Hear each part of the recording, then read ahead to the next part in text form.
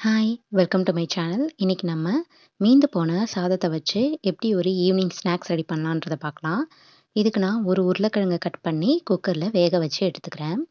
வெந்ததுக்கப்புறமா அந்த தோலெல்லாம் எடுத்துட்டு, அத ஒரு மிக்ஸி ஜார்ல சேர்த்துக்கலாம். இது கூட மீந்த சாதத்தையும் சேர்த்துக்கலாம். லைட்டா தண்ணி ஊத்தி அரைச்சுக்கோங்க. நல்லா மையா அரைச்சுக்கோங்க. இங்க பாருங்க, இந்த மாரி அரைச்சு எடுத்துட்டு வந்துருங்க. இது கூட 1 கப் அரிசி மாவு சேர்த்துருக்கேன்.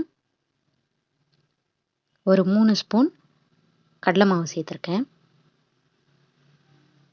இது கூட நறுக்குன வெங்காயம், காரத்துக்கு ஏற்ப பச்சை மிளகாய் போட்டுக்கோங்க. கட் பண்ண கருவேப்பிலையும், கொத்தமல்லியும் சேர்த்துக்கிட்டு, இதுக்கு தேவையான அளவுக்கு உப்பு போட்டு நல்லா பெசஞ்சுக்கோங்க. கட்டியா பெசஞ்சுக்கோங்க. இப்போ பெசஞ்சு ரெடியா வச்சாச்சு. இப்போ அடுப்ப பத்த வச்சு வாணல்ல எண்ணெய் ஊத்திக்கலாம். எண்ணெய் சூடானதுக்கப்புறமா இத சின்ன சின்ன உருண்டைகளா போட்டு எடுத்துக்கலாம்.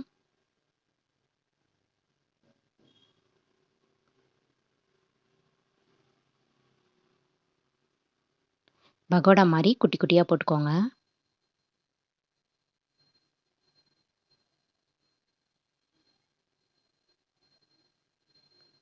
நல்லா திருப்பி விட்டு வேக வச்சுக்கோங்க.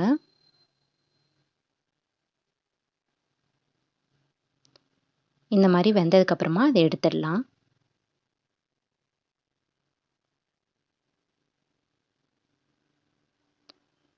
அவ்வளோதான். நம்ம ஈவினிங் ஸ்நாக்ஸ் ரெடி ஆயிடுச்சு.